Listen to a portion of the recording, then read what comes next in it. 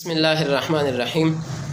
کوم ملګرو چې تر اوسه پورې زموږ یوټیوب چینل ځان سره سبسکرایب کړی نه دی هغې ته پکار دی چې ځان سره دا چینل سبسکرایب کړي،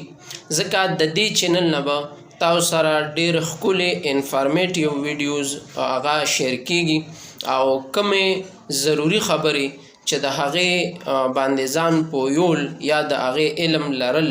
هر مؤمن مسلمان زنانه او نارینه ته کم از کم پکار دی چې د هغې یاداشت هغه ته وي. نو هغه اسلامي ویډیوز یا میډیکل طرف ویډیوز یا په معاشره کې د ژوند کول د استوګنې خبرې اترې چې دي هغه ټول په وړو وړو کلیپونو کې به تاسو سره مونږ شیر کوو. په دې کې نننۍ خبره نننۍ ویډیو زمونږ دا ده چې د پیغمبر صلی الله علیه و آله وسلم وجود دا د خپل امت دپاره په منزله د پلار وي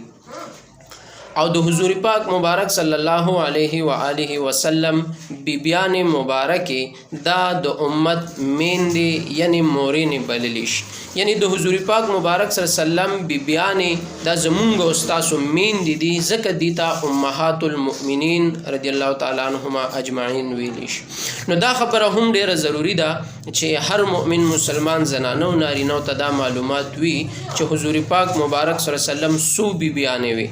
نو نننۍ خبره په دې کوو، په دې ځان پویول پکار دی چې د حضور پاک مبارک صلی الله علیه وسلم 11 بیبیانې وي.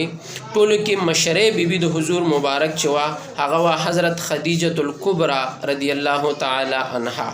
او دا حضور مبارک ته دومره ګرانه وه چې د دې په ژوند کې حضور مبارک صلی الله علیه وسلم بل نکاح نه وه کړې. چې کله خدیجه بیبي مبارکه وفات شوه نو بیا حضور مبارک صلی الله علیه وسلم حضرت سودا رضی الله تعالی عنها مبارک سره نکاح وکړه.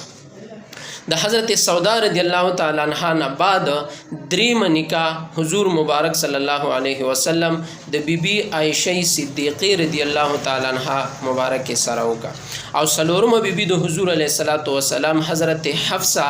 بنت حضرت عمر رضی الله تعالی عنه وا چې حضور مبارک صلی الله علیه وسلم د عمر سی لور حفصه رضی الله تعالی عنها سره نکاح کړی و. او بیا